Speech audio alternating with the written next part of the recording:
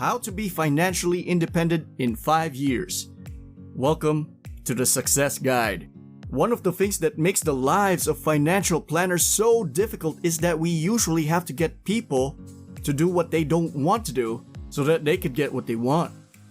In other businesses and professions, you're generally either providing a goods or service that will provide some immediate pleasure or alleviate some immediate pain.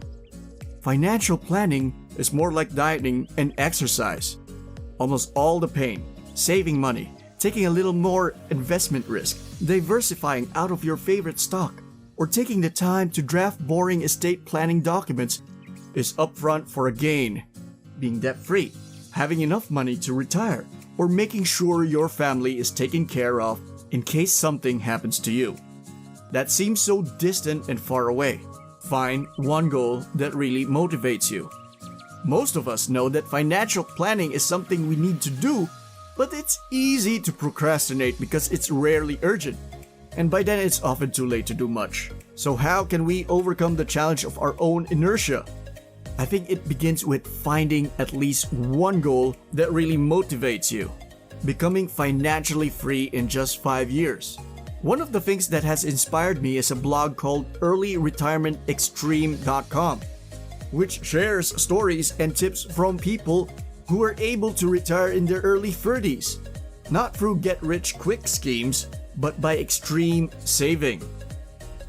The math works out so that if you save 75% of your after-tax income and earn about 8% a year on those savings for 5 years, you'd have enough to maintain that standard of living indefinitely by withdrawing a sustainable income of 4% a year from those savings. Imagine being financially independent 5 years from now and being able to do whatever you like to do for the rest of your life. I know this is possible firsthand because I have a very good friend who will be financially independent and essentially able to retire this year at the ripe old age of 32. He did this without ever earning a six-figure income or making any noticeable sacrifices. He doesn't make his own clothes or go dumpster diving. In fact, you wouldn't notice much difference about his lifestyle at all. So why don't more people do this? Obviously, it's quite difficult to live on only 25% of your after-tax income, but the blog is full of more real-life examples of individuals who've been able to do just that with middle-class incomes of $30,000 to $70,000. The most important thing is changing your perspective on money and how much you really need to live a happy and fulfilling life. As an example, I have read an article about how many wealthy tech executives and entrepreneurs live incredibly modest lifestyles. Warren Buffett, the second richest man in the country, is also notorious for his frugality. When you really think about it, you may discover that you need a lot less than our consumer society would lead you to believe. Just try some of the ideas. That all being said, saving the full 75% may not be realistic for most people, especially if you're used to a certain standard of living or have a lot of financial obligations that are hard to get out of. But if you could apply just a few of these ideas to your life and save, say, 30% of your income, it could still make quite a difference, whether your goal is to pay off debt faster or retire a few years earlier. I've actually been able to save and invest about 75% of my income. Does that mean I'm planning to retire in 5 years? Not necessarily. I enjoy my job and can't imagine not working at all, even when I'm well into my golden years.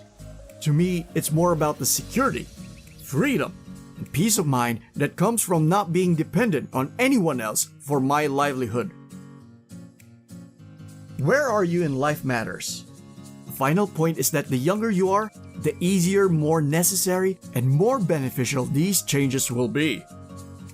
It will be easier because young people tend to have fewer financial obligations. For example, recent graduates often just need to maintain the lifestyle they're already used to in college and have enjoyed quite a bit instead of automatically increasing their spending to match their higher incomes once they start working.